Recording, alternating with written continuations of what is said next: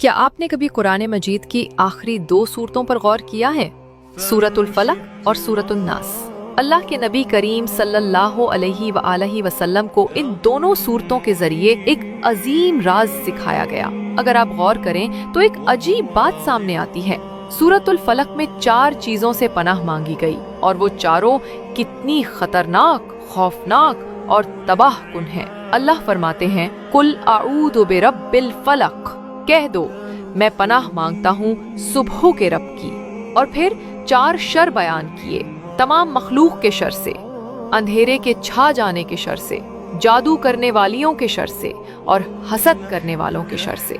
मगर गौर करो, इतनी बड़ी बड़ी चीजों से पनाह मांगी गई और सिर्फ अल्लाह की एक सिफत का वसीला लिया गया, रब्बिल फलक, सुबह का रब। लेकिन जब सूरतुन नास आती है तो वहाँ पनाह सिर्फ एक चीज से मांगी गई, मगर वो एक चीज इतनी खतरनाक है कि उसके मुकाबले में सूरतुल फलक वाली चारों चीजें भी हल्की पड़ जाती हैं। अल्लाह फरमाते हैं, कह दो मैं पनाह मांगता हूँ इंसानों के रब, इंसानों के बादशाह और इंसानों के माबूदे बरहक की।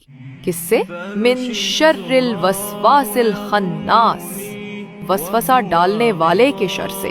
खन्नास यानी वो दुश्मन जो तुम्हारे दिल पर वार करे और तुम्हें खबर तक ना हो। वो कभी दोस्त बनकर आता है, कभी ख्याल के रूप में, कभी दिल में शक की सूरत में।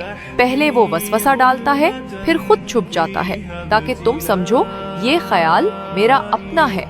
यही वो वसवसा है जो मोहब्बत करने वाले दिलों में बदगुमानी डाल देता है, शौहर और बीवी के दरमियान दीवारें बना देता है, रिश्ते, सुकून, ईमान सबको तोड़ देता है।